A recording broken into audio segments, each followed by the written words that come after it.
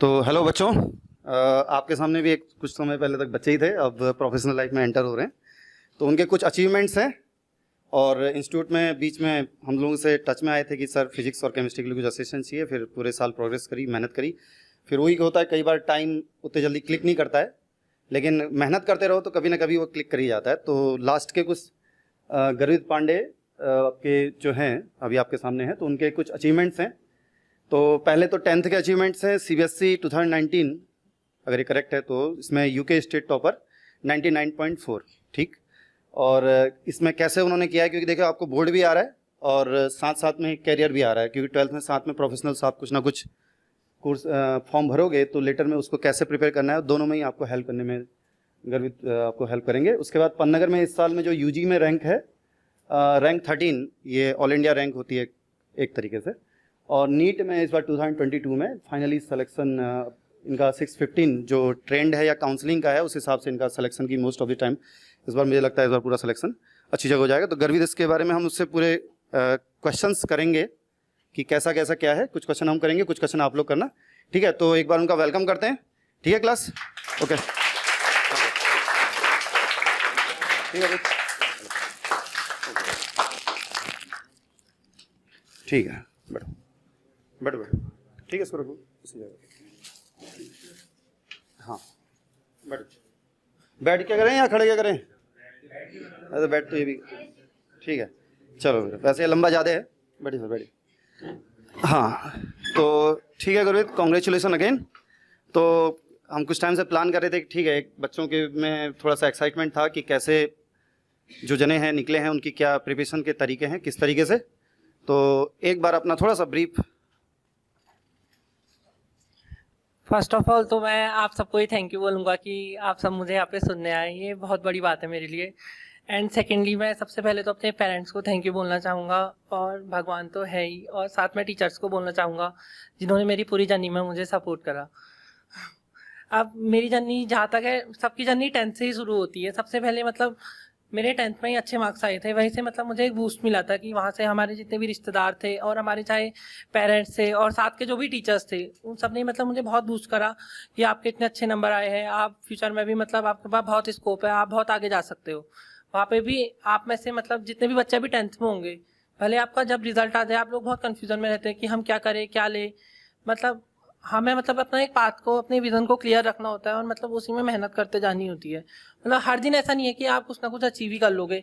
मतलब कभी ऐसा होगा, कभी आपसे बिल्कुल पढ़ाई नहीं होगी, कभी बहुत डिमोटिवेशन भी आता है, बट एट द एंड अगर आप पूरे साल भर लगे रहोगे तो आपको रिजल्ट जरूर मिलेगा, जैसे आज मुझे मिला है। Okay very good. तो देखिए कुछ जर्नीज थी। 10th में इन लोगों ने पेपर दिया और उसके बाद 11th नॉर्मल ईयर था, और जैसे ही 12th में पहुँचे तो उस टाइम में कोविड ईयर था। तो उस टाइम की प्रिपरेशन बड़ी हार्ड वर्किंग थी। तो क्या चैलेंजेस रहे कोविड के टाइम के, क्योंकि कोविड के टाइम में लास्ट के कुछ मंथ्स में आया था, तो दूर 2-3 फुट की दूरी में बैठ के जो सोशल डिस्टेंसिंग का एक तरीका था कि इस तरीके से हम लोग मीटिंग करेंगे, तो उस तरीके से गर्वित ने प्रिपरेशन करी थी।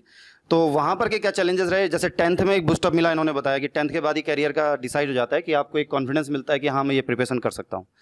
तो अब उसके ऊपर जैसे कोविड के टाइम में जो प्रिपरेशन रही, अभी यहाँ पर जो बच्चे हैं गर्वित, मैक्सिमम बच्चे 10th में फ्री से पास हो गए हैं। मतलब उन्होंने 10th में प्रमोट कर दिया, 10th से लुढ़कते हुए 11th में आ गए, 11th से लुढ़कते हुए अब 12th में आ गए। अब 12th से लुढ़क के कहाँ जाएंगे जिंदगी का कैरियर, अभी उतना उनको पता नहीं है कि कितना चैलेंज है उसमें, क्योंकि नीट की प्रिपरेशन में 12th का बच्चा भी होता है, 12th से सीनियर भी होते हैं 2-2, 3-3 साल के, और इसी तरीके से जेई में होता है तो वहाँ पर 2 साल के बच्चे प्रिपरेशन में रहते हैं, एक सीनियर और एक 12th के ही।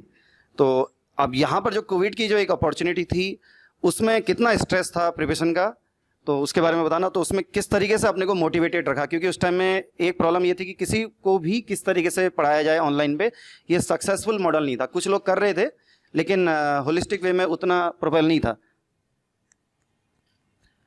कोविड टाइम में तो ऐसा था, मतलब अब वो बच्चे पे डिपेंड करता है कि कौन पढ़ना चाह रहा था। मतलब कुछ लोग फ्री थे, मतलब स्कूल की भी फाउंडेशन नहीं थी और कोचिंग भी लगभग सारी बंदी हो गई थी, मतलब ऑनलाइन चल रही थी। मतलब वही है कि आप लोग को मतलब खुद से अंदर से सेल्फ मोटिवेशन होना चाहिए। मतलब 80% रोल, चाहे आप कोई भी एग्जाम की तैयारी कर लो, चाहे आप बोर्ड को ले लो या कोई भी क्लास के एग्जाम को ले लो, आपको ही करनी होती है। फिर टीचर्स का रोल तो होता ही है। मतलब मेन आपको अपने अंदर से होना चाहिए कि हमें पढ़ना है। मतलब किसी को दिखाने के लिए अगर आप मतलब कुछ घंटे के लिए पढ़ लोगे, बट अब उसका एट द एंड कुछ रिजल्ट नहीं आता है। कोविड में मतलब मेरे साथ भी बहुत परेशानियां रही थी पहले। मतलब 11th, जैसे ही 11th में आया, एक तो 11th का सिलेबस बहुत ज़्यादा होता है। मतलब मैं बता रहा हूँ, मेरी पीसीबी थी 11th क्लास में। स्टार्टिंग में तो मुझे भी बहुत दिक्कत आई थी, मार्क्स भी नहीं आते थे। फिर ऐसे ही टीचर से पूछा, टीचर्स ने बताया कि मतलब आगे कैसे क्या करना है। धीरे धीरे करके इम्प्रूवमेंट हुआ। फिर 12th में जैसे ही हमारे 11th के मार्च में एग्ज़ाम ख़त्म हुए, तो 12th में कोरोना आ गया था। फिर वही था कि लॉकडाउन में मतलब उतना मैं भी नहीं पढ़ पाया था। फिर धीरे धीरे मतलब साल बीतता गया। मतलब मेरे स्कूल्स में तो नंबर सही आ रहे थे, बट मेन कॉम्पिटिटिव एग्जाम में मेरे नंबर मतलब मॉक टेस्ट में कुछ खास नहीं आ रहे थे। फिर मैं यहाँ सालों के पास भी आया था उन दिनों। फर्स्टली मैं यहाँ पे सालों को भी बहुत थैंक यू कहना चाहूँगा कि उस टाइम पे यहाँ पे मतलब उतने बच्चे भी नहीं थे। सर ने फिर भी मुझे सुबह 7 बजे बुलाकर भी यहाँ पे फिजिक्स वाले सर ने पढ़ाया है, और केमिस्ट्री वाले सर भी यहाँ पे ऑर्गेनिक केमिस्ट्री के उस टाइम पे नोट्स बनाते थे और प्रीवियस ईयर मुझे कराते थे। उससे भी मुझे बहुत मदद मिली है। फिर धीरे धीरे करके साल बीतता गया। कभी पेपर में नंबर कम आते थे, फिर मतलब वो साल तो ऐसे ही गया। मैं 2021 की बात कर रहा हूँ। फिर उस साल पेपर हुए। मेरा उस साल पंतनगर में मेरा उसी साल हो गया था। मेरी 36 रैंक आई थी, और मेरा आईसीआर में भी हो गया था। वो एग्रीकल्चर के लिए एग्ज़ाम होता है, जिसमें मीन्स ऑल इंडिया के थ्रू आप बीएससी एग्रीकल्चर ज्वाइन कर सकते हो। और फिर उसके बाद नीट आया। नीट में भी मीन्स मेरे 540 नंबर आए थे उस टाइम पे। मतलब मुझे पहले तो लगा था कि मेरा हो जाएगा, क्योंकि उस टाइम पेपर लिटिल बिट मतलब फिजिक्स टफ आई थी। बट जब हमने देखा कि मतलब उस टाइम पे पेपर टफ होने के बावजूद भी कंपटीशन और ज़्यादा बढ़ गया था। मतलब उस टाइम पे रैंक में फ्लक्चुएशन बहुत ज़्यादा आया था। फिर मेरा कैसे कहे तक उसमें हुआ नहीं। मतलब मेरा 20 नंबर से उस टाइम पे रह गया था। मतलब जब ज़्यादा नंबर से रहता है तब तो हमें एक बार के लिए दुख भी नहीं होता है कि हम ड्रॉप कर ले। अब जैसे मेरे पास बैकअप प्लान भी था पंतनगर का, मैं बहुत कन्फ्यूज़न में था।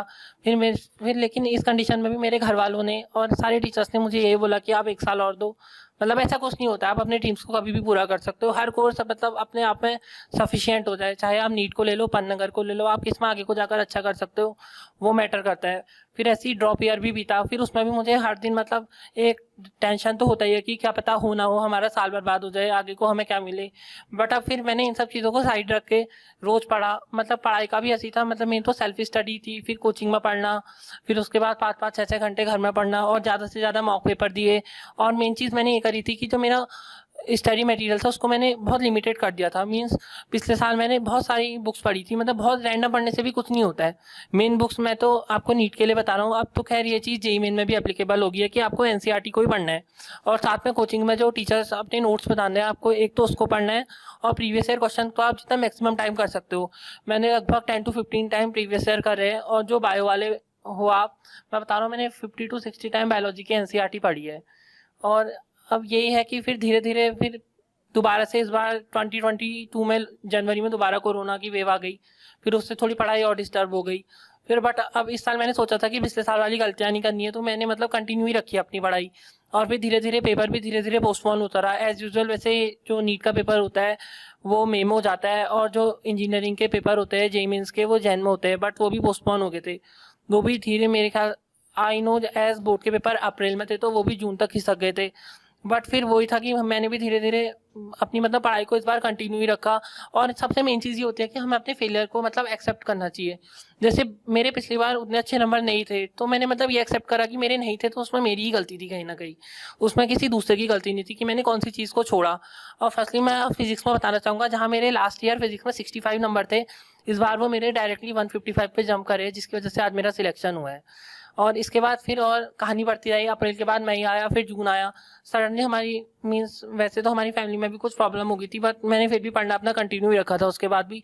और फिर मैंने मॉक दिए। मॉक पेपर बहुत इंपॉर्टेंट होते हैं, चाहे आप कितना भी पढ़ लो, अगर आपने मॉक नहीं दिए, या आप बच रहे हो कि टेस्ट देने से डर रहे हो, आप सोचते हो कि हमारे नंबर नहीं आएंगे, हम डर रहे हैं कि कम आ जाएंगे तो क्या होगा, ऐसा कुछ नहीं होता है। आप एक पेपर दोगे, सपोज नीट का ही 720 का मॉक होता है, आपके 200 भी आए तो जो आप बाकी का सीखोगे वो ज़्यादा इंपॉर्टेंट है।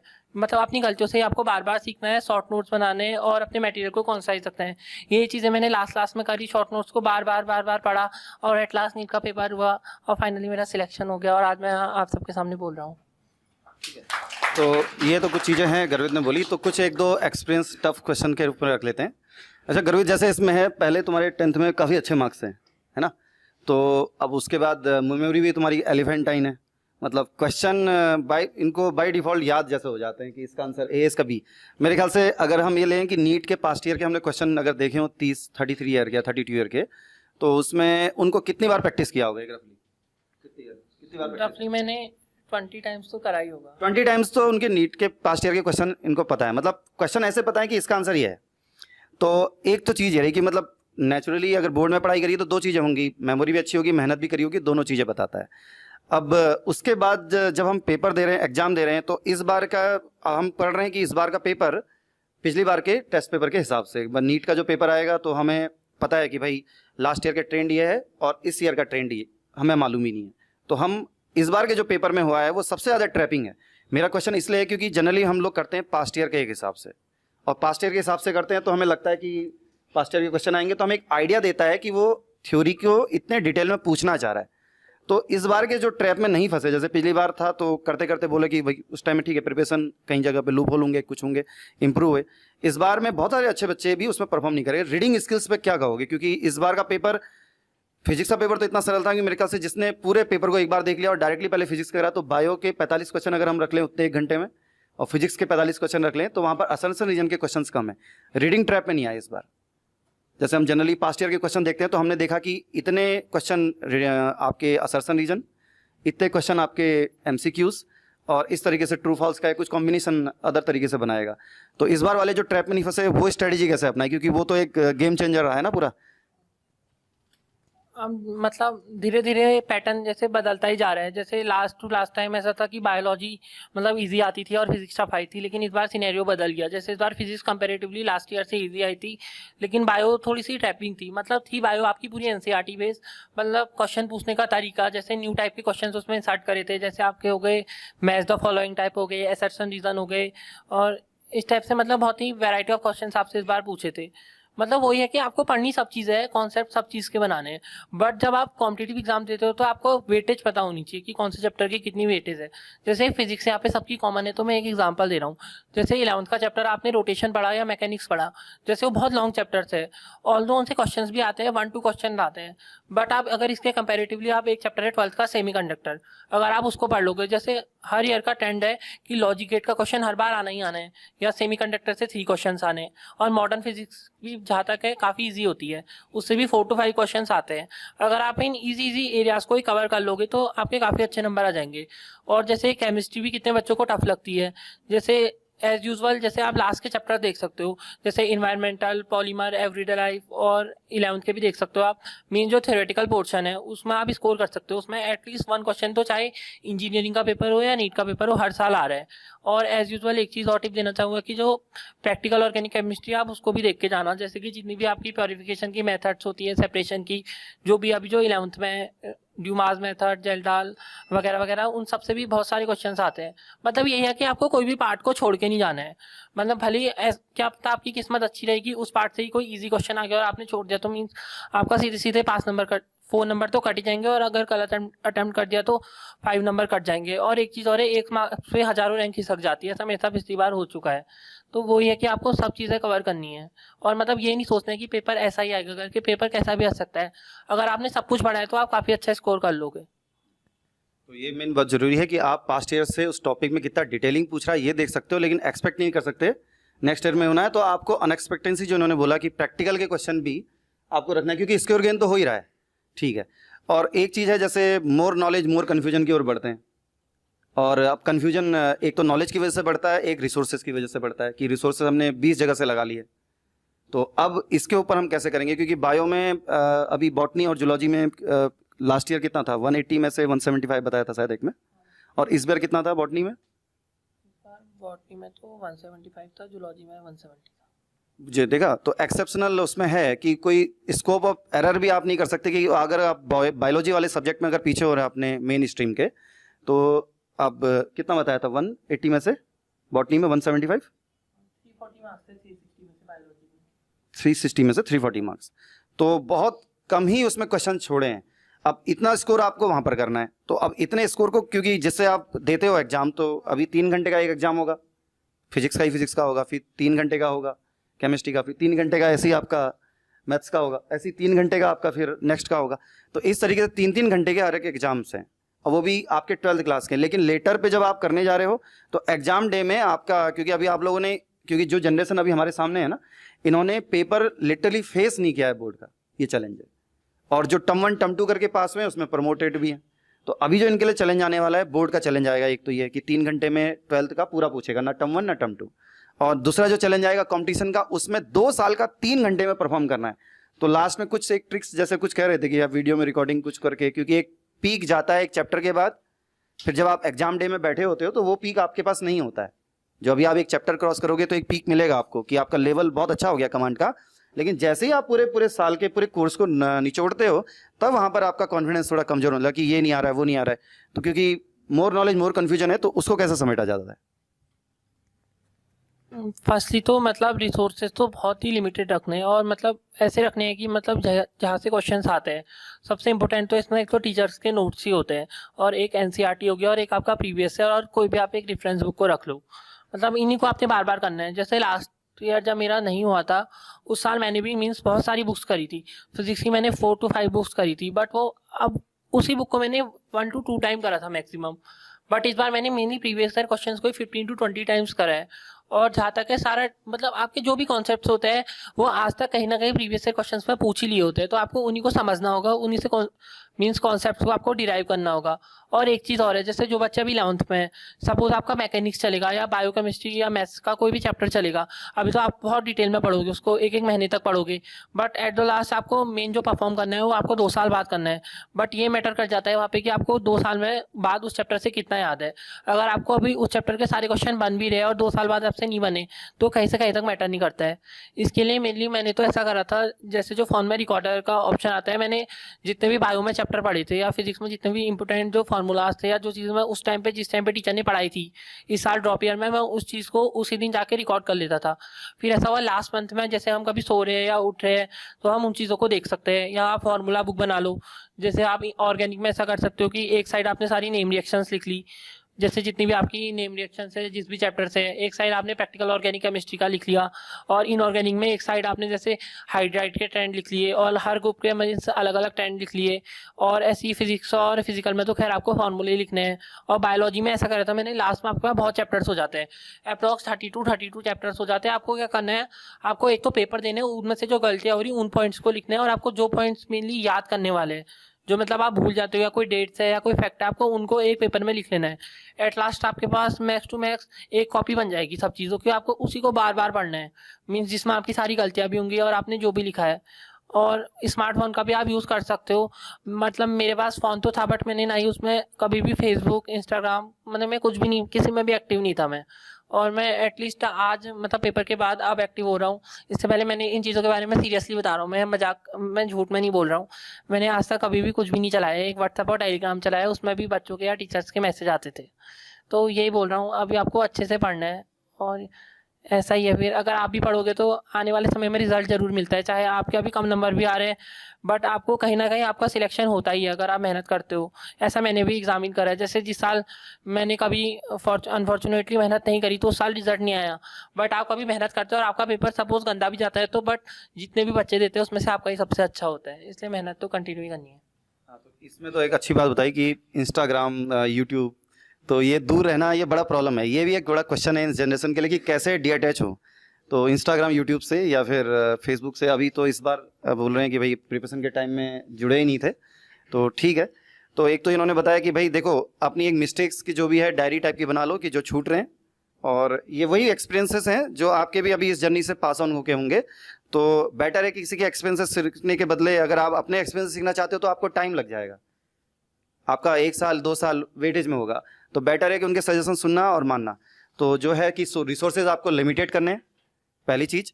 और अगर आपने अभी मान लेते हैं 11th में एक चैप्टर में बहुत बढ़िया कर दिया है, फिजिक्स में ले लिया, केमिस्ट्री या मैथ्स या बायो में, और 2 साल बाद आप उसमें परफॉर्म नहीं कर पा रहे हैं, तो उसका कोई वेटेज ही नहीं, कोई एडवांटेज ही नहीं है। तो रिवीजन इज सक्सेस टू की। तो उसका तरीका ये है कि जो आप मिस्टेक्स कर रहे हो बार बार उसको पॉइंट आउट करके रखो, क्योंकि डायरी आपकी मिस्टेक्स की बने। जो चीज़ फॉरगेट कर जा रहे हो, बार बार भूल जा रहे हो, तो उसके लिए आप स्पेशली नोट्स बना के लिख लो। तो अपने अपने तरीके होते हैं। फ़ोन का इससे बढ़िया एडवांटेज क्या, एग्जाम्पल क्या हो सकता है यूजेस का, कि आप इंस्टाग्राम, यूट्यूब नहीं करते हुए रिकॉर्डिंग का ऑप्शन को यूज़ कर रहे हो। ठीक है, तो सर आपके कुछ क्वेश्चन होंगे या बच्चे के लिए? ठीक है, मैं पूछना चाहूँगा गर्वित से। टाइम टेबल बता दीजिए, क्या टाइम टेबल आपने फॉलो किया? कितने घंटे पढ़ते थे? घंटे पढ़ने का है या एफिशिएंसी पढ़ने का है? और ये कब रियलाइज हुआ कि मुझे आवर्स से हट, क्योंकि अगर देखो बोर्ड में अगर मेरिट में आना है तो नेचुरली आपके वर्किंग आवर्स अच्छे होंगे, आप डेडिकेटली रोज के 5 आवर या 4 आवर पे जा रहे होगे स्कूल टाइम को निकाल के। और मेरे ख्याल से 10th में ट्यूशन वगैरह भी नहीं था सर, 10th में ट्यूशन नेचुरली था। तो 12th का तो बोर्ड जो आया है वो कोविड की वजह से, इसलिए हमने लिखा नहीं है, लेकिन परफॉर्मेंस वही थी। अब ये मेहनत कंटिन्यूसली 2 साल से रही है, तो अभी एक पन्नगर के ऊपर भी हम क्वेश्चन रखेंगे शॉर्ट में। तो इससे पहले कि जो अभी सर ने बोला कि किस तरह से अपने शेड्यूल को मैनेज किया, एक शेड्यूल के बारे में बताना। कई बच्चे रात को देर तक पढ़ते हैं इसमें, और कई बच्चे हैं कि मतलब आज ज़्यादा पढ़ दिया अगले दिन नहीं पढ़ दिया, ऐसा भी होता है, एक दिन का जोश आ जाता है। फर्स्टली तो मैं यही बता देता हूँ, मतलब मैं बहुत नहीं पढ़ता था। मैं मतलब वैसे नहीं बोल रहा हूँ, मैं स्टेट लेवल का बैडमिंटन प्लेयर भी हूँ, और मैंने अपनी प्रिपरेशन के टाइम पे भी बैडमिंटन को कंटिन्यू रखा था और आज भी रखा है। और आप में से भी अभी 2-3 बच्चे मुझसे इस बारे में पूछने भी आए थे। मतलब दिन भर पढ़ के भी कुछ नहीं होता है, मतलब आपको अपने लिए भी टाइम निकालना है, बट जिस टाइम आप पढ़ रहे हो आपको उस टाइम पूरे फोकस से पढ़ना है। मतलब रेदर आप मतलब अनवांटेड चीज़ों को 5-5 घंटा पढ़ लो, उससे मतलब उससे ज़्यादा बेनिफिशियल ये है कि जो चीज़ें आएंगी या जो चीज़ें इंपॉर्टेंट है उन्हीं को आपको, जो आपके टीचर्स ने बताया उन्हीं को आप 2 घंटे में ही कर सकते हो। मेरा टाइम टेबल तो ऐसा था कि मतलब मैं पढ़ता ही था, मतलब पूरे दिन भर वैसे तो मैं पढ़ता ही रहता था, और खेलने के लिए भी मतलब मैंने टाइम निकाला ही था। मॉर्निंग में मैं मॉर्निंग में ही पढ़ता था ज़्यादा, मैं 4 पे उठ जाता था, फिर 4 to 7 पढ़ता था। मैं स्कूल टाइम की बात बता रहा हूँ। फिर 1 तक, जैसे आप लोग का भी यही हो रहा होगा, अभी 1 तक तो हमारा स्कूल ही होता था। फिर 1-2 घंटे का रेस्ट, फिर हम कोचिंग चले गए, 4 to 5 आवर कोचिंग में चले जाते हैं। फिर कोचिंग से आने के बाद तो थोड़ा मतलब ये इंपॉर्टेंट है, जैसे आप सपोज आज कोचिंग में जा रहे हो और आपको सर लोग ने जो भी पढ़ाया, अगर आपने उसको घर जाके एक बार देखा भी नहीं तो आप धीरे धीरे करके आपकी हैबिट बन जाएगी और उस चीज़ का कोई फ़ायदा नहीं होगा। मीन्स अगर आप यहाँ 4 घंटे की क्लास पढ़ रहे हो तो आपको उसका मतलब आप उसके अलावा कुछ पढ़ो ना पढ़ो, लेकिन जो आपने यहाँ पढ़ा है आपको उसका पूरा बेनिफिट उठाना है। और ऐसा कुछ नहीं है कि आपको दिन भर पढ़ना है, अपने लिए भी टाइम निकालना है। जो चीज़ें अभी चल रही है साथ साथ में उसको करते जाओ, बैकलॉग मत बनाओ, तो आप मतलब धीरे धीरे सब चीज़ें कर ही लोगे। ऐसा मतलब कोई प्रॉब्लम नहीं आती है। टाइम मैनेज आपको ही करना होगा, जैसे किसी को रात को सही लगता है तो रात को पढ़ लो, बट पढ़ना जरूरी है। और जो चीज़ें जिस दिन पढ़ाई जा रही है उसको उसी दिन करो, और उसका होमवर्क भी उसी दिन करो। और एक चीज़ और, जैसे आप लोग स्कूल भी जाते होगे, स्कूल और कोचिंग को एकदम अलग अलग मत समझो। जैसे जो चीज़ कोचिंग में पढ़ाई जा रही है उसी चीज़ को आप स्कूल में भी अप्लाई कर सकते हो, और इसी से मतलब आपकी जर्नी स्मूथ बनेगी। आप ही को मतलब अपने लिए रास्ते ढूंढने की, हम मतलब अभी बहुत बच्चों को बर्डन लगता है, हमारे बोर्ड्स भी आ रहे हैं, स्कूल का टेस्ट है, कोचिंग का टेस्ट है, बट वो आपको ही धीरे धीरे मैनेज करना होगा। ऐसा सबके ही साथ होता है। अब ये चीज़ें तो मैं आपको बता रहा हूँ, ये चीज़ें हमें बहुत, जब हम जैसे मेरे खुद 11th ऐसे ही बर्बाद हो गया था, फिर मुझे बाद में पता चला था। तो आपको वही करना है कि आपको मतलब अपने हिसाब से एडजस्ट करना है चीज़ों को, कि कब कौन सी चीज़ कब ज़्यादा इंपॉर्टेंट है, हमें क्या करना है। जैसे एक चैप्टर सपोज आपका कोचिंग में चल रहा है, आप उसको यहीं पे अच्छे से कर लो, फिर सपोज आप स्कूल जाते हुए आपका एक टाइप से एड ऑन रिवीजन ही होता है उस चीज़ का। मतलब पढ़ते रहना है, और मतलब ऐसा मतलब छोड़ना बिल्कुल नहीं है, और मतलब रोज़ पढ़ो भले ही कम पढ़ो। कछुए और खरगोश की स्टोरी में जो रियलिटी है वो प्रिपरेशन में कितना वर्क है? कछुए और खरगोश की स्टोरी हमने सुनी है और हम मानते भी नहीं है, लेकिन कहीं किसी ने कुछ जमाने में बोली होगी और बार बार होती है। तो कुछ अपने एग्जाम्पल बताओ जरा उसमें कि कछुए और खरगोश की स्टोरी किस तरह से रही? प्रिपरेशन में तो खरगोश कछुआ ही बनना पड़ता है, लगातार। ये मीन्स वही है कि स्टोरी तो पूरी सही है। जैसे आप ही लोग हो, सपोज आपका एग्जाम आ रहा है, आप लास्ट के 10 दिन पढ़ लोगे और आपने पहले कुछ भी नहीं पढ़ा है, तो आपको ही खुद कुछ भी समझ में नहीं आएगा। सपोज अभी आप लोग का फ्री माइंड है, अभी आप लोग जो चीज़ें सीख रहे हो एग्जाम में आप लोग वही चीज़ें अप्लाई कर सकते हो। जैसे सपोज आपका 12 मंथ का ड्यूरेशन मिल रहा है, सपोज 12th में आपको स्टार्टिंग के 10 मंथ ही भले आराम से पढ़ो, सब चीज़ें आप फ्री माइंड से करते हो, तो लास्ट के 2 मंथ में आपको वही चीज़ें धीरे धीरे याद आने लग जाती है। और अगर आप ऐसा सोचोगे अभी हम कुछ नहीं करते फिर हम लास्ट में कर लेंगे, बट लास्ट में कुछ भी नहीं हो पाता है। इसलिए वही है कि आपको slow and steady wins the race, जिसने भी कहा है सही कहा है, और ऐसा ही मैंने भी एप्लीकेबल करा था। आपसे भी उम्मीद है यही करोगे आप लोग। ठीक है, तो एक्सपीरियंस दूसरों से फ़ायदा उठा के कर सकते हैं। अब बच्चों के क्वेश्चंस ले सकते हैं, किसी के आप लोगों में से किन के क्वेश्चंस हैं? ठीक है, आपकी ऐसी कौन सी गलतियाँ रही थी कि मतलब जिस कारण से आपके पहले अटेम्प्ट में नहीं हो पाया? मेनली मेरा तो एक तो मैं ये बताना चाहूँगा, मेरे फिजिक्स में ही कम नंबर रहे थे पहले अटेम्प्ट में। 180 में से मेरे अप्रॉक्स 65 मार्क्स आए थे फर्स्ट अटेम्प्ट में, और सेकंड में मेरे 155 आए हैं। और तो मेरे और सब्जेक्ट भी इतने पक्के नहीं थे। सबसे बड़ी गलती यही थी कि मैं जो भी कोचिंग में और स्कूल में चीज़ें होती थी मैं उनको बैलेंस नहीं कर पाता था। तो फिर मैं ना ही कोचिंग का पढ़ता था ना ही स्कूल का। जैसे रिविज़न नहीं करना, तो एट लास्ट क्या होता था, जब वो चैप्टर पूरा हो जाता था तो लास्ट में मतलब मेरे दिमाग में कुछ भी नहीं बैठता था और मैंने मल्टीपल रिसोर्सेज को यूज़ कर लिया था। आपको ऐसा भी नहीं करना है और आपको मॉक पेपर ज़्यादा से ज़्यादा देने हैं और जो आपका वीक पार्ट है उससे आपको भागना नहीं है, क्योंकि कल को आपको वही फेस करना है। और मतलब कोई भी चीज़ को आप छोड़ना मत और रेगुलर पढ़ते रहोगे तो आपका हो जाएगा फर्स्ट अटेम्प्ट में। मतलब एग्ज़ाम से पहले रिवीजन कैसे करा जाए एक दिन पहले? रोज़ रिवीजन कैसे करा जाए ये ज़्यादा बेटर, क्योंकि एग्ज़ाम से पहले रिवीजन तो हाँ। एक काम की बात बता रहा हूँ, जैसे आपका कोचिंग में अभी कोई भी चैप्टर चल रहा है, सपोज काइनेमेटिक्स ही चल रहा है, जब आपका वो चैप्टर पूरा हो जाएगा आपको क्या करना है, फर्स्टली एक पेज में तो सारे फॉर्मूलाज लिख लेने हैं। उस टाइम पे आपके दिमाग में वो चैप्टर करंट में रहेगा और एक दो पेजेस में आपको वो क्वेश्चन लिखने हैं जो आपको नहीं आया और नए कॉन्सेप्ट लिखने हैं। फिर आपको लास्ट में क्या करना है, उसी चीज़ को पढ़ना है। अब हम ऐसा करते हैं, जिस दिन एग्जाम है हम शुरू से खोल के बैठते हैं, फिर उस दिन हमें कुछ समझ में नहीं आता है। हमें मतलब जो चीज़ें हमें लास्ट के 2-3 मंथ्स में पढ़नी है उसी की प्लानिंग हम थ्रू आउट द ईयर करते हैं। मैंने भी ऐसी करा था, एक सिंगल कॉपी बनाई थी, उसमें मेरे जितने भी नीट में अप्रॉक्स 90 के अप्रॉक्स चैप्टर आते हैं वो सारे चैप्टर्स मैंने उसमें इंक्लूड कर लिए थे, जो चीज़ें मुझे नहीं आती है। आपको भी ऐसी करना है, मतलब धीरे धीरे चीज़ों को करते जाना है, फिर ना ही बैकलॉग ही नहीं बनाना है और शॉर्ट नोट्स बनाने हैं और जिस टाइम पे जो चैप्टर चल रहा है उसको मास्टर कर लो और उसके शॉर्ट नोट्स बना लो और उन्हीं को लास्ट में आप रिवाइज करो। शॉर्ट नोट्स आप मतलब जितना शॉर्ट बना सकते हो, मींस फिजिक्स में तो और फिजिकल में तो आपको मेनली फॉर्मूलाज ही लिखने हैं, जो पॉइंट आप भूल जाते हो। और बायोलॉजी में भी मैक्स टू मैक्स आप एक चैप्टर को 1 या 2 पेजेस में कंप्लीट करने की कोशिश करो। आप उसमें सब मत लिखो, जो चीज़ें आपको याद नहीं होती आप उन चीज़ों को लिखो, वही चीज़ें आपको बाद में याद आ जाएंगी। और किसी क्वेश्चंस? अगर कभी मतलब बाय द वे अगर कभी बैकलॉग्स पड़ जाएं तो उन्हें मतलब रिकवर कैसे करा जाए? जैसे इन बच्चों का क्या चैलेंज आ रहा है कि अभी प्रिपरेशन कर रहे हैं जेई के लिए, तो टाइम सुबह से लेकर शाम तक पूरा डेडिकेट कर दिया है। चैप्टर 3 आ चुका है, 5वां चैप्टर आ चुका है, तो ये लोग जो अटके हैं तीसरे चैप्टर के, अभी क्वेश्चंस में अटके हैं कंपटीशन के हिसाब से। तो नेचुरली जो स्टार्टिंग में बर्डन्स होता है फिजिक्स में वो थोड़ा ज़्यादा है। तो इनका ये कहना है कि प्रेजेंट में जो चैप्टर चल रहा है यहाँ पर कोचिंग में और अपनी जो प्रिपरेशन में सेल्फ में हो रहा है वो थोड़ा पीछे है, तो उस बैकलॉग को कैसे करें? अब जैसे जिस दिन आपका मीन्स कोचिंग से मतलब आपको टाइम निकाल लेते हो तो या तो आप उस दिन कर सकते हो या हर दिन आप मतलब थोड़ा थोड़ा कर सकते हो। जैसे आप हर दिन भी हाफ एन आवर दोगे या 1 आवर भी दोगे तो आपका धीरे धीरे हो ही जाएगा वो चीज़ कवर। लेकिन ये कोशिश करना कि अगर आप पीछे का आपका रह भी गया है तो बट प्रेजेंट का तो आपको करना ही करना है। अगर आप इसको भी नहीं करोगे आपका ये भी बैकलॉग बन जाएगा, फिर ये भी आगे को आपको ट्रबल ही क्रिएट करेगा। जैसे मेरा खुद का जब मैं 12th में था 11th का फिजिक्स का काफ़ी पोर्शन बैकलॉग रह गया था। फिर मैंने लास्ट में उसको ऑल्दो कवर तो कर लिया था बट मेरा उतने अच्छे से कवर नहीं हो पाया था क्योंकि मैंने उसको लास्ट के 2 to 3 मंथ्स में करा था। बट इस बार जैसे मेरी ड्रॉप ईयर की जर्नी जो रही है उसमें मैंने डे फर्स्ट से ही मतलब हर चीज़ को रिवाइज करा था और कुछ भी बैकलॉग नहीं बनने दिया था। आपको भी ऐसी करना है। ऑल्दो अगर आपके अभी नंबर अच्छे नहीं भी आ रहे तो डिप्रेस्ड होने की कोई ज़रूरत नहीं है। एट द एंड ये मैटर करता है कि आपके लास्ट में कितने नंबर आते हैं। अगर आप मेहनत करोगे तो सपोज रिजल्ट रिफ्लेक्ट करने में धीरे धीरे करके टाइम लगता है but at the end result आ ही जाता है। और किसी के क्वेश्चन है पीछे बैक में? नीट के बच्चे हैं कोई? और पन्नगर ओरिएंटेड भी एग्जाम है तो उसमें भी एक अच्छा खासा रैंक रहा है। तो पहले साल रैंक 36 थी, इस बार रैंक 13 है। तो उसको कितना पढ़ के गए थे, मतलब बिना पढ़े दे दिया था या स्ट्रगलिंग रहा? और स्कोर कितना होने की एक्सपेक्टेशन थी कि भाई कम जाएगा ज़्यादा जाएगा, कुछ इस तरीके से? ऑल्दो अगर आप नीट और जे की प्रिपरेशन अच्छे से कर लेते हो तो मतलब पन्नगर या मतलब पूरे इंडिया में और कोई भी एग्जाम हो वो मतलब हो जाता है। मतलब उससे ऑलमोस्ट सेम लेवल का ही रहता है, थोड़ा सा नीचे ही रहता है। अगर आप इसकी प्रिपरेशन ढंग से कर लोगे। और पन्नगर में तो ऐसा है, बाकी सब तो आपका सेम ही रहते हैं। मेन सब्जेक्ट से एक आपका रीजनिंग का आता है, थोड़ा आपको मीन्स लास्ट के 10 to 15 डेज में आप रीजनिंग देख लेना और बाकी तो ये आपने जो साल भर की प्रिपरेशन करी है उससे ही हो जाता है। हाँ मतलब आपने प्रीवियस ईयर के क्वेश्चंस मतलब स्टार्टिंग से करी या फिर मतलब जब आपका 12th का सिलेबस खत्म हो गया था फिर उसके बाद स्टार्ट करे आपने?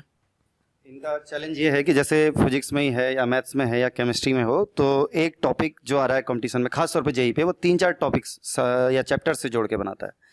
तो अभी वो कमांड उतनी नहीं आ रही है, तो उसको क्या करेंगे? पूरा कोर्स पढ़ें उसके बाद स्टार्ट करें या अभी से स्टार्ट करें? मैंने भी साथ साथ में ही करा था बट मेरा ये था कि मैंने एक बार करा, फिर मुझसे जो नहीं होते थे मैं उनको देखा भी नहीं मैंने, फिर मैं से आगे को बढ़ गया था। बट ये करे तो मैंने भी बहुत थे। मैंने ऐसा नहीं है कि मैंने 11th 12th में नहीं पढ़ा था, मैंने तब भी बहुत पढ़ा था बट तब ये था कि मतलब उतना मेरे पास प्रॉपर गाइडेंस नहीं था। इस बार आपको ऐसा करना है, जैसे आपको फर्स्ट बार में आप कर रहे हो, जो क्वेश्चंस नहीं हो रहे उनको आपको सर्कल करना है और उनको ही बार बार करना है। और जहाँ तक है, जैसे मैंने नीट का पेपर दिया था, मैंने जेईई के 2022 और 2021 के पेपर के फिजिक्स और केमिस्ट्री भी अटेम्प्ट करी थी। ऑलमोस्ट मीन्स अब जेई का और नीट का, जेईई का और नीट का लेवल सेम ही होता जा रहा है। मीन्स ऐसा जेईई में भी उतने डिफिकल्ट क्वेश्चन थोड़े बहुत नीट के जैसे आते हैं, तो आप उसको भी प्रैक्टिस कर सकते हो। और जो जेई वाले हैं वो भी कहीं ना कहीं नीट के कर सकते हैं, तो उनको उससे भी काफ़ी मदद मिलेगी। मतलब ऐसा नहीं सोचना है आपको, क्वेश्चन साथ साथ ही करने हैं, क्योंकि लास्ट में कुछ भी नहीं हो पाता है। जो चैप्टर जिस समय चला आपके समय वो करेंट मेमोरी में रहेगा, तो आप उस समय करोगे तो ज़्यादा अच्छा रहेगा। मेन बात यह है कि जितने क्वेश्चन हो जाएं सीख लें, और बाकी क्वेश्चन को छोड़ दें जो अभी उसकी आपके टॉपिक कवर नहीं हुए हैं, जो अभी फर्दर के हैं, तो उसको बाद में कर सकते हैं। आपने बोर्ड्स और कंपटीशन को एक साथ कैसे मैनेज करा? हाँ, ये अच्छा क्वेश्चन है, क्योंकि उस वक्त कोविड ईयर था, तो एक पता भी नहीं था कि पेपर होने वाला है या नहीं होने वाला है, तो बहुत सारा पेन था उस टाइम में। क्योंकि एक्चुअली क्या होता है ना कि जब हम किसी एग्जाम के लिए प्रिपेयर करते हैं तो हम अपने हाई पीक में रखते रहते हैं, और उस टाइम में उतना मोमेंटम बनाना ये बहुत मुश्किल हो रहा था, क्योंकि एग्जाम बोल रहे थे अभी अभी होगा, अभी होगा, अभी होगा। लास्ट में सितंबर में हुआ है, शायद सितंबर में हुआ है, बहुत पीछे खींच गया। तो हम लोगों के लिए बड़ा बर्डन हो गया था कि उतने लंबे टाइम तक उसको, क्योंकि वही कंटिन्यूटी बना के रखना। तो अभी क्वेश्चन ये है कि बोर्ड और उसको कैसे मैनेज करेंगे दोनों को एक साथ। ये 12th के बच्चों के लिए ज़्यादा जरूरी है। मीन्स इस चीज़ के लिए तो फर्स्टली आपको गवर्नमेंट के लिए ही थैंकफुल होना पड़ेगा कि 2019 से ऐसा हो गया है कि जो आपका एनसीईआरटी सिलेबस है उसी पे बेस, चाहे आपका जेईई का पेपर हो या नीट का पेपर हो, जब से एनटीए आया है उसी पे बेस बन रहा है पूरा। अगर मैं बता रहा हूँ, अगर आपने बोर्ड की मोर देन इनफ प्रिपरेशन करी है, सपोज आपके हर सब्जेक्ट में कमांड है, बोर्ड के हर टॉपिक में कमांड है, और दो अब जो रिड्यूस सिलेबस हो गया है, खैर वो तो पूरा पढ़ना ही पड़ता है। एक इस चीज़ का आपको डिसएडवांटेज हो सकता है, नहीं तो आप अगर बोर्ड में अच्छा कर रहे हो तो डेफिनेटली आप नीट और जेईई आराम से क्रैक कर लोगे। बस पढ़नी वही चीज़ें होती है, बस क्वेश्चन पूछने का आपका मीन्स मेथड बदल जाता है। वहाँ पे जैसे आपके ऑब्जेक्टिव क्वेश्चंस आ जाते हैं, चाहे आप जेईई मेन में जैसे मल्टीपल चॉइस क्वेश्चन आ जाते हैं, जैसे नीट में तो सिंगल चॉइस आते हैं। मतलब वही है कि आपका क्वेश्चन को आती वही चीज़ है, बट उन चीज़ों को ही पूछने का तरीका बदल जाता है। और आपको वही करना है, जैसे कोई चैप्टर आप पढ़ रहे हो, आपने उसकी थ्योरी पढ़ ली, आपका ऑलमोस्ट बोर्ड लेवल कवर हो जाता है, और आपने उसके प्रीवियस ईयर कर लिए, एमसीक्यू कर लिए, या जो भी टीचर्स के नोट्स है आपने उन चीज़ों को देख लिया, तो आपकी वो चीज़ भी हैंड टू हैंड कवर हो जाती है। ऐसा नहीं है कि बोर्ड का बहुत अलग सिलेबस है और नीट का अलग है, सिलेबस ऑलमोस्ट सेम है, बस थोड़ा आपको अपनी मेंटालिटी को चेंज करना होगा, ऐसे हो जाता है बाद में। आप अपने पूरे प्रिपरेशन में कंसिस्टेंट कैसे रहे? मतलब कुछ कंसिस्टेंसी? ऑल्दो मैं भी मतलब 11th और 12th में उतना कंसिस्टेंट नहीं था। 11th में तो मैंने मतलब मैं बहुत कम पढ़ता था, जैसे बैकलॉग भी थे मेरे तो, लेकिन ड्रॉप ईयर में और 12th में भी मैं काफ़ी कंसिस्टेंट हो गया था। मतलब पढ़ना तो आपको रोज़ ही होता है, अब आदत आपको खुद ही बनानी पड़ेगी कंसिस्टेंट होने की। मतलब वो है कि आप पढ़ो, आपके अच्छे नंबर आएंगे तो आपके फ्रेंड सर्कल में और बच्चों के भी अच्छे नंबर आएंगे, आप एक दूसरे को देखोगे, मतलब एक हेल्दी इन्वायरमेंट होगा, तो इससे धीरे धीरे पढ़ने का मन भी करता है।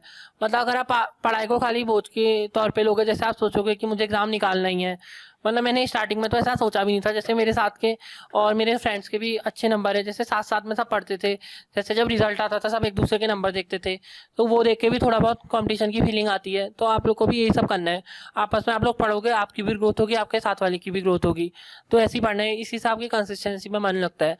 पेरेंट्स का तो मेन रोल होता ही है, और उससे ज़्यादा रोल आपके फ्रेंड सर्कल का भी बहुत इंपॉर्टेंट रोल होता है, चाहे आप कुछ भी कर रहे हो। अगर आपके दूसरे फ्रेंड्स ही साथ में आपको कोऑपरेट नहीं करेंगे, एक पढ़ रहा है दूसरा नहीं पढ़ रहा, अगर सब पढ़ोगे तो आप सबका ही बेनिफिट होगा, कितने मार्क्स तो आपके ऐसे ही बढ़ जाएंगे।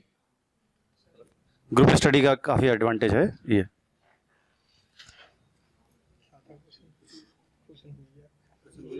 कोई बात नहीं, क्वेश्चन इसने इसीलिए इसको हंसी भी आ रही थी कि बहुत सारे क्वेश्चन बना के रखे थे, तो काफ़ी पूरा प्रिपरेशन इसने किया है।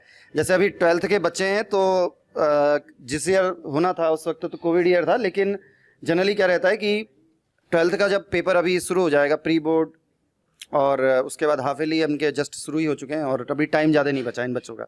तो जो 12th के बच्चे हैं उनका कोर्स लगभग 50% यहाँ भी कवर हो गया है, स्कूल में भी कवर हो चुका है, या फिर 50% वहाँ पूछा जा रहा है। तो अब यहाँ से इनकी जो जर्नी है वो, क्योंकि एग्जाम अभी तो फेस अभी लग ही नहीं रहा, अभी तो बोर्ड वोर्ड लग रहा है, लेकिन जैसे ही आपके जनवरी के बाद फॉर्म आने शुरू हो जाएंगे तो ये सारे एग्जाम को फिर फेस करना ही। उसके बाद अभी बच्चे कुछ यहाँ से एनडीए दे के आए हैं, तो इनके लिए क्या सजेशन रहेगा, क्योंकि उस वक्त लैब फाइनल, प्री बोर्ड, ये पूरी एक साइक्लिक प्रोसेस है। सबसे मेन प्रेशर तो 12th वालों पे ही होता है, मतलब 11th वालों पे उतना भी नहीं होता है, उनको लगता है हमारे पास 1 साल है। और ड्रॉपर्स भी कहीं ना कहीं थोड़ा बहुत तो मतलब उनमें टेंशन होती है, बट उतनी भी नहीं होती कि मीन्स उनको बोर्ड भी देने हैं। 12th में मीन्स जो ये टाइम होता है, अक्टूबर नवंबर का टाइम होता है, इस टाइम पे मतलब बहुत प्रॉब्लम होती है कि हम क्या करें, हमारे बोर्ड्स भी है, नीट का भी है, बट आपको उसमें वही करना है। जैसे आप जब 12th में हो तो आप 12th के सिलेबस को अच्छे से कर सकते हो। जैसे 50% तो आपका कोई भी कॉम्पिटिटिव एग्जाम हो उसमें 12th का सिलेबस आएगा, और एज कंपेरेटिवली 12th का सिलेबस 11th से आसान भी है। और फिर बोर्ड के एग्जाम के बाद भी आपको 2 to 3 मंथ का टाइम आपको मिलेगा ही, उसमें आप 11th को कवर कर सकते हो। या साथ साथ ना अभी आप रोज का अपनी स्टडी में से मीन्स 1 to 2 आवर भी निकालोगे तो 11th के लिए, तो वो भी मोर देन सफिशिएंट होगा। और मीन्स आपको इन पेपरों को हल्के में नहीं लेना है। जैसे आपके भले जो प्री बोर्ड्स हो रहे हो या आपके कोचिंग्स वगैरह में मॉक टेस्ट हो रहे हो, आपको पार्टिसिपेट हर चीज़ में करना है। मार्क्स मैटर नहीं करते आपके कितने भी आते हैं, क्योंकि हम डरते हैं। और जैसे अभी कोई क्वेश्चन भी पूछा है, बच्चे हेजिटेशन भी करते हैं। जैसे हमारे टाइम पे भी टीचर्स लोग टॉपर्स को बुलाते थे तो हम भी खुद भी हेजिटेशन करते थे। मतलब मैं भी बहुत वैसे शाई हूँ, मैं भी ऐसे किसी से क्वेश्चन नहीं पूछता था। मतलब आप जितना पूछोगे आपको तभी आएगा। जैसे टीचर से डाउट पूछने में भी बच्चे बहुत वो करते हैं। मतलब 10% मतलब बहुत एक मेजर रोल आपका डाउट डिस्कशन का भी होता है। अगर आपको कोई क्वेश्चन नहीं आ रहा और आप वो टीचर से नहीं पूछे और आप अगले चैप्टर में बढ़ जा रहे हो, तो बाद में वही क्वेश्चन आपके सामने एग्जाम में आ जाता है, तो आपको मतलब बहुत परेशानी होती है। और जो बच्चा धीरे धीरे मीन्स टीचर से डाउट पूछने लगता है, जैसे पहले मैंने भी बहुत ही हेजिटेशन दिखाई, शुरू में कुछ पता भी नहीं था 11th-12th में क्या कैसे होता है, टीचर से भी डाउट नहीं पूछते थे। कभी लगता था टीचर डांट देंगे, हमारे बारे में क्या सोचेंगे, कोई ईजी क्वेश्चन भी होता था। बट ड्रॉप ईयर में मैंने पूछा, और पूछने से ही सबसे ज़्यादा फायदा होता है। टीचर कभी भी ये नहीं देखता है कि आपको मतलब क्या आता है या क्या नहीं आता है, वो आपको मतलब गाइड कर सकता है, और उससे कहीं ना कहीं आपका बेनिफिट ही होगा। आप सपोज आज 0 में भी स्टैंड करते हो, तो अगर आप डाउट पूछोगे, मेहनत करोगे, तो आप कहीं ना कहीं 1 तक तो पहुंच ही जाओगे। और हो सका तो आप आपकी मेहनत पे डिपेंड करता है, 100 तक भी जरूर पहुंचोगे। और भी है क्वेश्चंस? ठीक है, एक क्वेश्चन और है। आप रिवीजन को डेली प्रेफरेंस देते थे या फिर मतलब एक्स्ट्रा टाइम निकाल के रिवीजन को हर चैप्टर? मतलब डेली रिवीजन जरूरी है या प्रैक्टिस करते जाएं, रिवीजन हफ्ते में एक एंड में कर लेंगे या फिर महीने में? ऐसा है क्योंकि रिवीजन लास्ट में करना ही करना है, तो पता ही है। डेली रिवीजन का फायदा है या वीकली रिवीजन का? फिजिक्स में तो आपको मतलब क्वेश्चन को ही प्रैक्टिस करना है। फिजिक्स में थ्योरी पढ़ के आपको ज़्यादा कुछ फायदा नहीं होगा। आप सपोज ऐसा कर सकते हो, एक दिन में आपने सपोज 2 चैप्टर रिवाइज करने हैं या 4 करने हैं, आपने हर चैप्टर के 20 क्वेश्चन ले लिए, बट वो क्वेश्चन ऐसे होने चाहिए कि उसमें हर क्वेश्चन में अलग अलग कॉन्सेप्ट लगना चाहिए। आप इसके लिए मेन तो एक प्रीवियस ईयर को ले सकते हो। आपको फिजिक्स में तो जितने आप क्वेश्चन करोगे ना, आपको उसी से बेनिफिट होगा। और सेम एज केमिस्ट्री और बायो में भी, जैसे हम भी पहले मैंने भी खाली थ्योरी पढ़ी। थ्योरी पढ़ने से इतना फायदा नहीं होता है, हमें लगता है कि हमें आ रहा है। जैसे हम 2-3 बार 4-5 बार थ्योरी पढ़ लेते हैं तो मोर देन सफिशिएंट होता है। फिर मतलब आप लोग को क्वेश्चन के थ्रू ही करना है। ठीक है,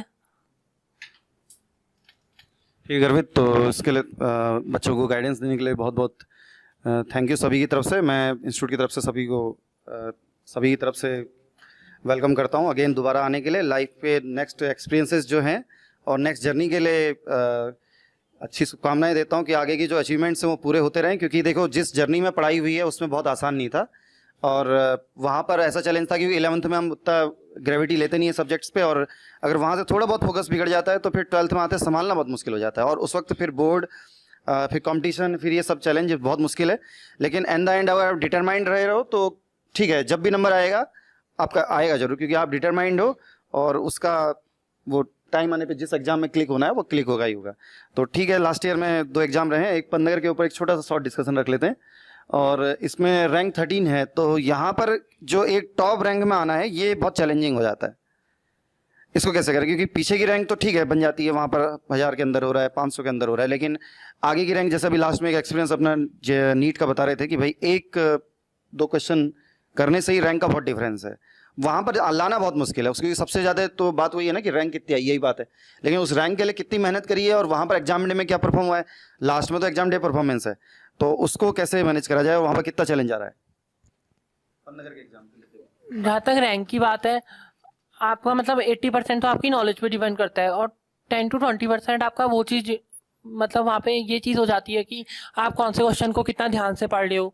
जैसे आपको सिली मिस्टेक्स बिल्कुल नहीं करनी है। जैसे आपको देखना है कि हम कौन से क्वेश्चन को कैसे कर रहे हो, और कितनी बार आपके सामने ऐसे क्वेश्चंस आएंगे जिसके आपके 2 ऑप्शन सही होंगे, बट वहाँ पे आपको ये चीज़ देखनी है कि कौन सा क्वेश्चन ज़्यादा अप्रोप्रिएट है। और आपको मेन तो यही है कि आपको कोई भी चीज़ को छोड़ के नहीं जाना है।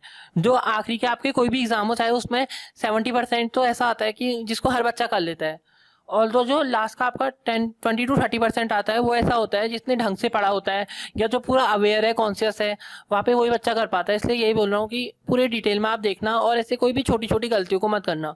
और ये चीज़ें अगर आप अभी से इम्प्लीमेंट करोगे तब ये कहीं ना कहीं आगे जाके आपके लिए बेनिफिशियल होगा। Thank you. अभी और किसी का कोई क्वेश्चन है?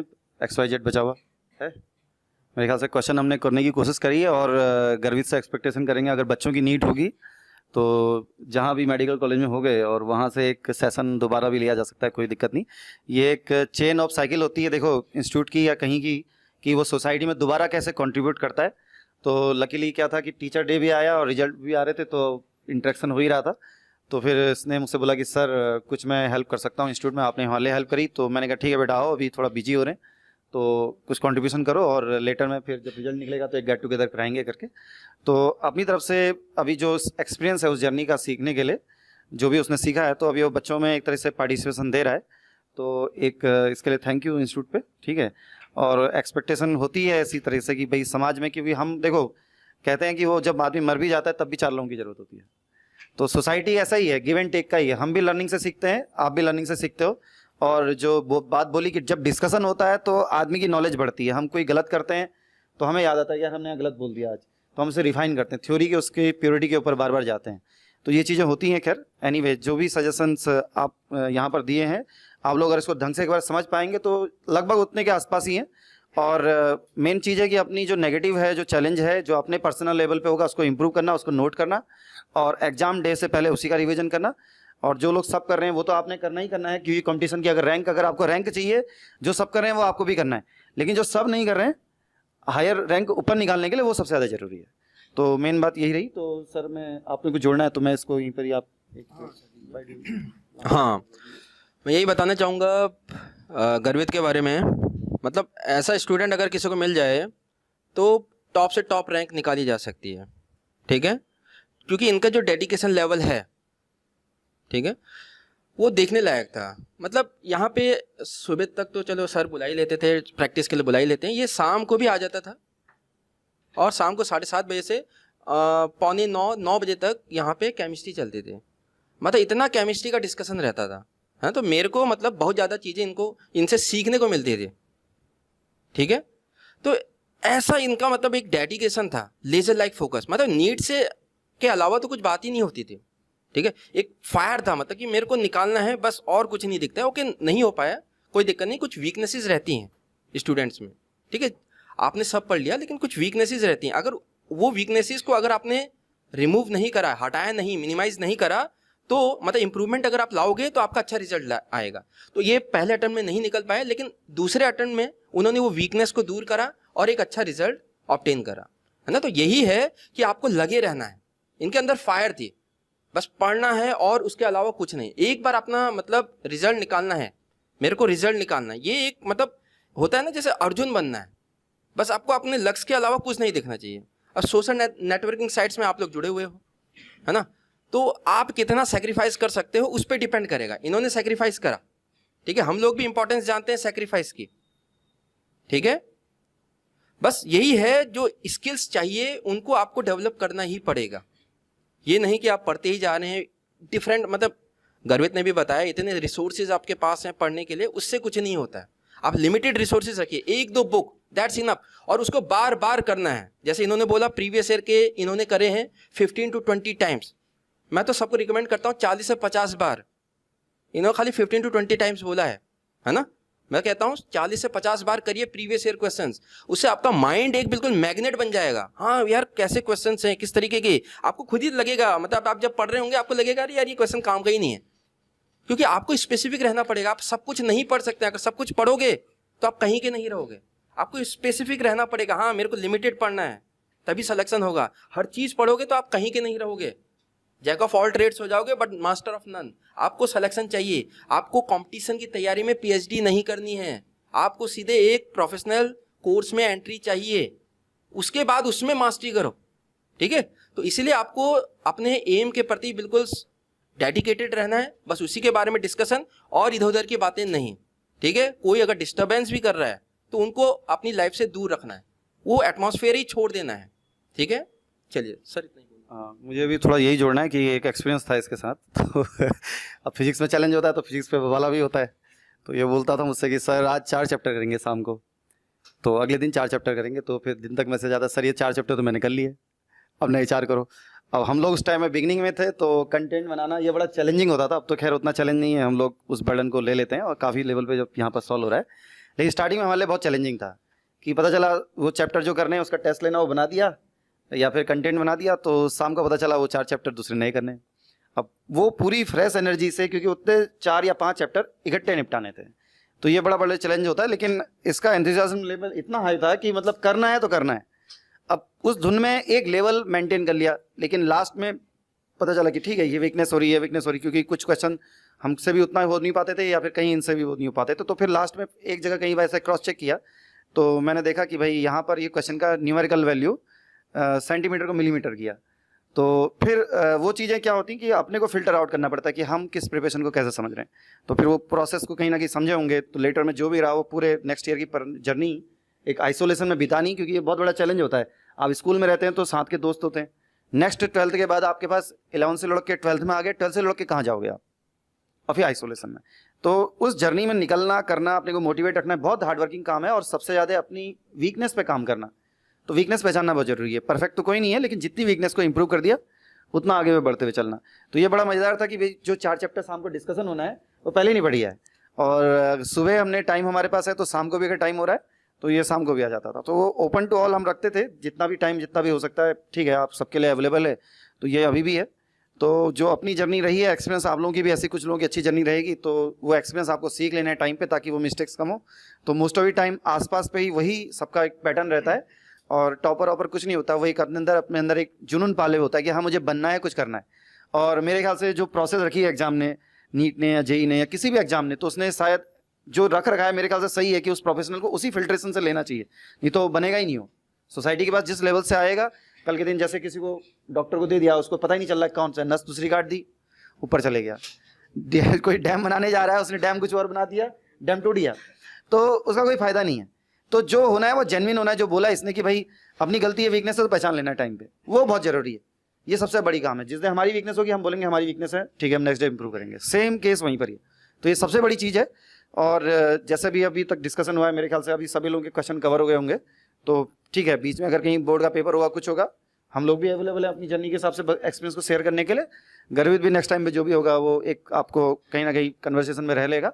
और बाकी जो बताया कि सोशल नेटवर्किंग को आप लोग अवॉइड करिए, उसका कोई फ़ायदा नहीं है, उसको बिल्कुल जीरो कर दीजिए। पिछले साल तो बच्चे ऐसे आए थे कि उनको बनना क्या था, यूट्यूबर बनना था।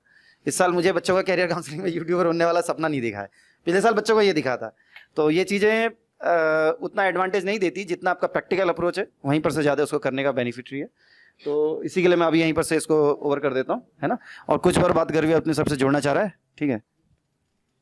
लास्ट में यही कहूँगा, मतलब कि मतलब आपको निराश नहीं होना है। जैसे कि अब आपके भले ही चैलेंजेस पहले भी आए हैं, अभी भी आ रहे हैं, और आगे भी आपके डेफिनेटली आएंगे ही।